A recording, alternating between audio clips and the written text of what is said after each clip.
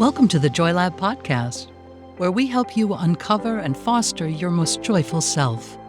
Your hosts, Dr. Henry Emmons and Dr. Aimee Prasek, bring you the ideal mix of soulful and scientifically sound tools to spark your joy, even when it feels dark. When you're ready to experiment with more joy, combine this podcast with the full Joy Lab program over at joylab.coach. Hello, I'm Henry Emmons, and welcome to Joy Lab. And I'm Aimee Prasek. So here at Joy Lab, we infuse science with soul to help you uncover joy. To do that, we focus on building the elements of joy, which are those positive emotions and inner states that become the building blocks for a joyful life. So the element for this episode is gratitude. And gratitude appears in all the major religions throughout human history.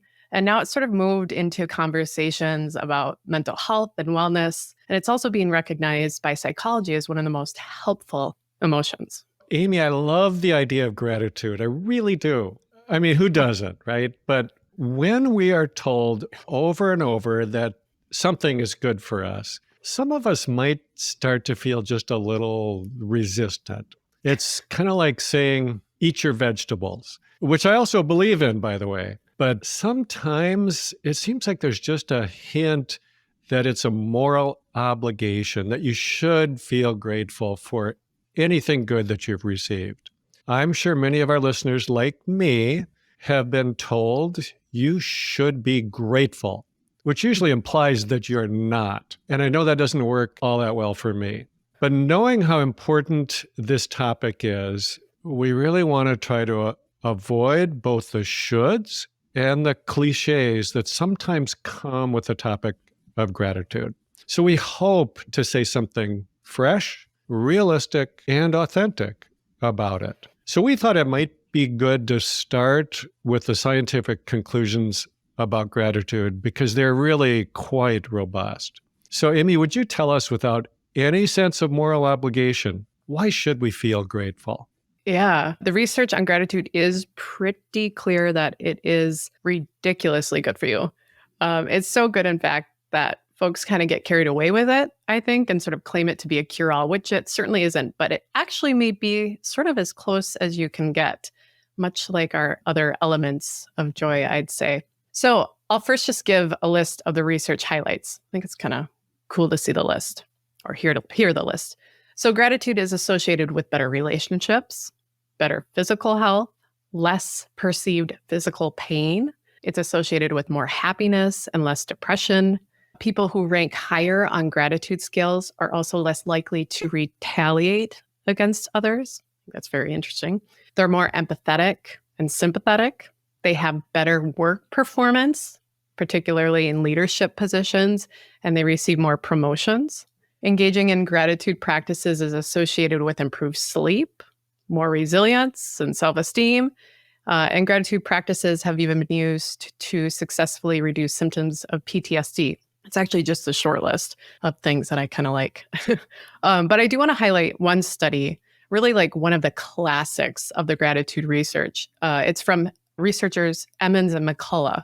And this study demonstrated how simple and effective I think a gratitude practice can be. So participants in the study, which was actually a collection of 3 studies, but I'm going to kind of collapse the findings here. The participants in the gratitude group were instructed to write down what they were grateful for, or write a letter to a person who they were grateful for. Kind of typical gratitude letters. Now, depending on the study, folks did this weekly for 10 weeks or daily for either between 2 or 3 weeks. And there were also 2 control groups for these studies, and they were either recording neutral events or hassles they experienced either that week or that day. So here are the weekly benefits. Compared to the controls, participants in the gratitude group demonstrated more positive and optimistic appraisals of their lives. They spent more time exercising, which is really interesting, and they reported fewer physical symptoms. Daily benefits were even more enhanced. So participants in the gratitude groups with this daily reporting had greater levels of positive affect, which is essentially the experience and expression of positive emotions. They reported more sleep and better sleep quality. They also demonstrated greater optimism and a sense of connectedness to others. Reductions in negative affect were also found for the group who reported daily gratitudes over a 3-week period. So I think those are actually very meaningful results for just like 10 to 21 quick practice sessions for those gratitude participants. And that's like just a small sliver again of this research. It is powerful stuff. Well, I should probably be clear that the researcher Aimee mentioned in this study is Robert Emmons. It's not Henry Emmons. It's not you. And yeah, he's not related to me as far as I know. But he is one of today's most prominent researchers on gratitude. And he also authored a popular book that's called Thanks: How Practicing Gratitude Can Make You Happier. Now, he notes that gratitude is more than the virtue of being grateful. It's an emotion, which surprisingly has not been recognized until fairly recently. And it's one of the most positive and helpful emotions at that. Not only does it help the person who feels grateful, but it also helps others by creating what researchers call a specific action tendency, which means that when you feel grateful, it's more likely that you'll do something good for someone else in the future. In other words, feeling grateful encourages you to pay it forward. But as he points out, there are different levels of gratitude, ranging from what he calls a vague attitude or intense emotion to a daily habit. And he says that regular grateful thinking, meaning that it's become a habit, can increase happiness by as much as 25%. I love thinking of gratitude as just like a regular old habit that then encourages us, that motivates us to pay it forward. So there's something else that Emmons, Robert, not Henry, notes about the practice of gratitude that really spoke to me as well as we were doing some research for this.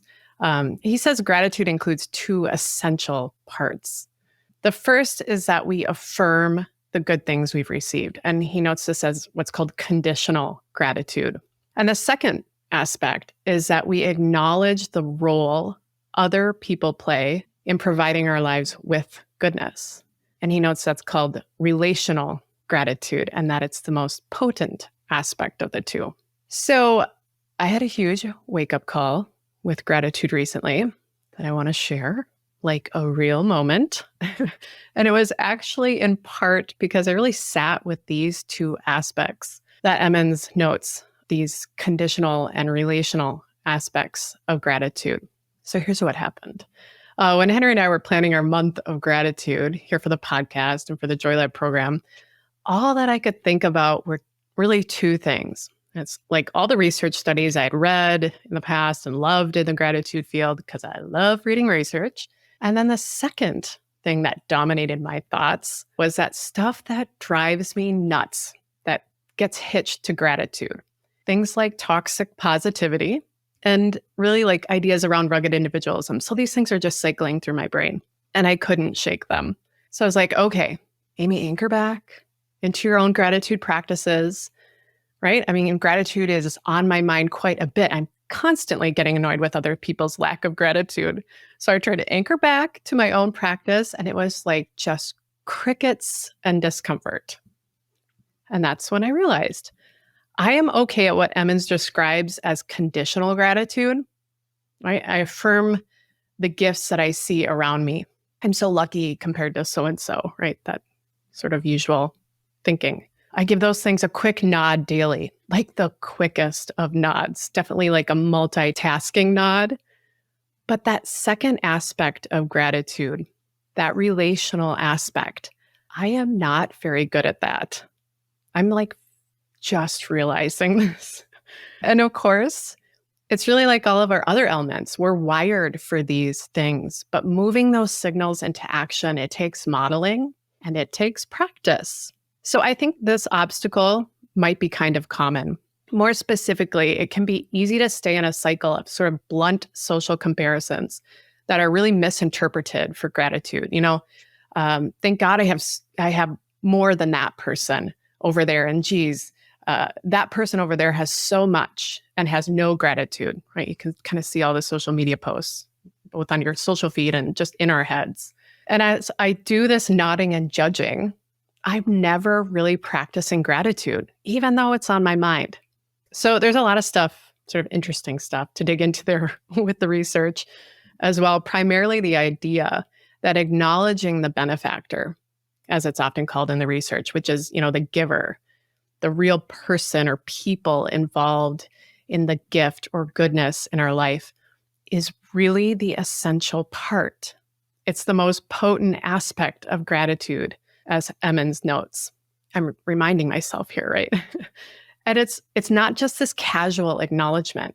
It's this purposeful savoring, I think, and noticing and appreciating of that person. And I think that's the quality that also really leads to what you noted earlier, Henry, as those specific action tendencies, the likelihood of actually then doing something good beyond yourself, actually paying it forward. So that was my big aha moment of late. Don't you love those aha moments? No, so it was terribly uncomfortable, Henry. I'm just kidding. Yes, it was good. Well, I think what you're saying relates to a broader view on this topic that I find really helpful. And here it is in a nutshell. There is a difference between gratitude, which is a momentary feeling that we hopefully get in response to something good coming our way, and then gratefulness, which is more about how you live. So it's kind of similar to how we think at Joy Lab about the difference between happiness, which is more of a feeling, and joy, which is more of a way of life. So I recently came across a book called Wake Up Grateful by Christy Nelson. She's been a long-term mindfulness teacher, and she studied gratefulness with a really prominent theologian and writer named Brother David Steindl-Rast. And this is really based on his work that she outlines these 5 guiding principles for making gratefulness into a way of life. And we thought it'd be good for us to briefly share these with you. So the first principle is life is a gift. Now, the idea here, as I understand it, is that we might start with the experience of feeling grateful for the good things that occasionally come into our lives. And we've noted that that's good for us to do. But we can raise that to the level where being grateful becomes your default mode, where it's just the way that you look at things and the way that you experience life. Because, in fact, life is good. It's always good to be alive, even if it doesn't feel so good at the moment. I remember hearing John Kabat-Zinn, the teacher and researcher who developed mindfulness-based stress reduction. I remember him saying something like this: as long as you're still breathing, there is more right with you than wrong with you. And then right up until the moment when you take your last breath, it is still possible for you to become more present and drop some of that mental chatter that makes you so unhappy. So simply being alive, we always have the choice to direct our perception. So we can see what's wrong, or we can see what's not wrong. And no matter what we do with it, life never stops giving us new opportunities, new choices. We are always receiving. Maybe, just maybe, we could learn to meet more of those moments with even the possibility of gratitude. I love that. We are always receiving. And just that breath as a gift, that feels really true right now. Okay, I feel like I can handle principles 2 and 3 as they're less relational. So I'll tackle these, Henry. So the second one is everything is a surprise.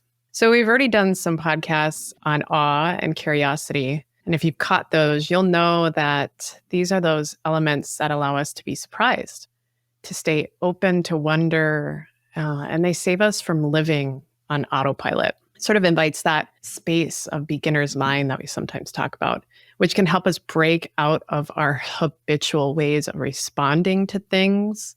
For example, engaging in unhelpful social comparisons instead of gratitude, as I've discovered. But instead, it allows us to see whatever happens when one of those opportunities that you just mentioned, Henry, comes along, opening up to this idea of everything is a surprise gives us an opportunity to discover something new, to act in a new way, or to just appreciate something more fully, to savor it. I love what Maya Angelou says, "This is a wonderful day. I've never seen this one before." And the third principle is the ordinary is extraordinary. So I like this quote from Sarah Von Brannock.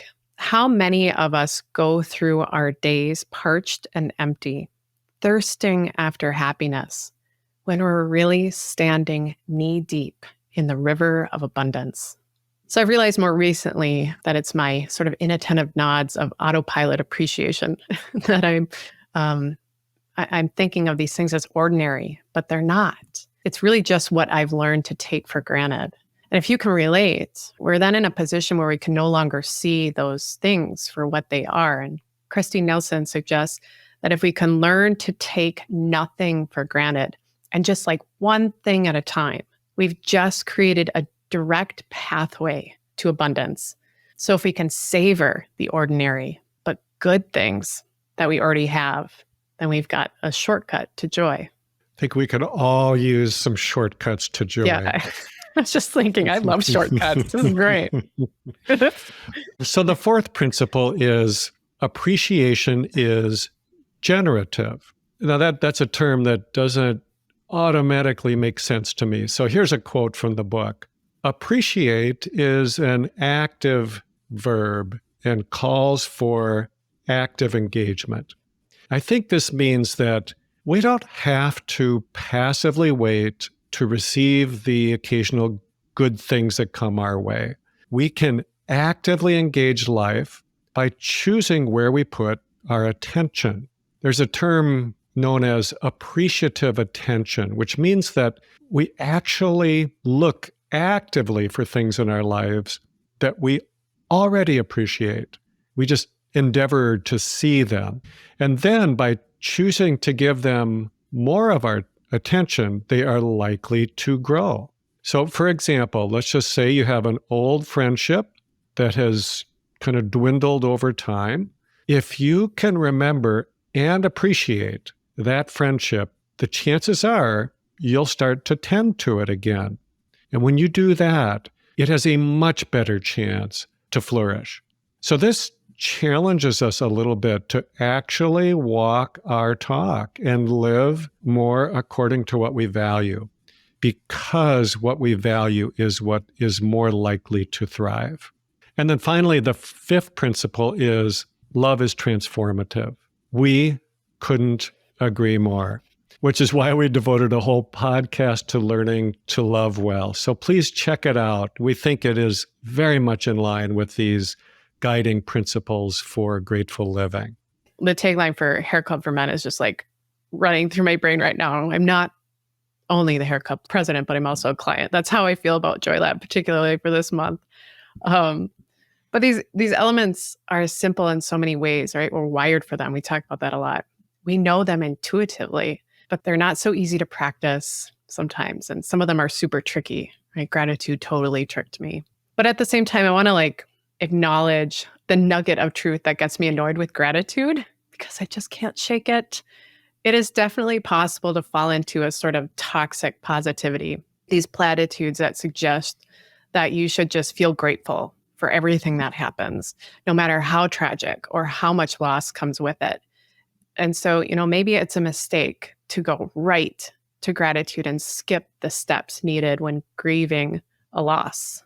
Right. I remember once hearing a Buddhist teacher who was talking about enlightenment, which everyone wants to kind of jump to as quickly as they can. And the teacher said, first, we have to tell the truth. And that just really stuck with me. And I think it holds true as well for facing hardships and loss. First, we have to tell the truth.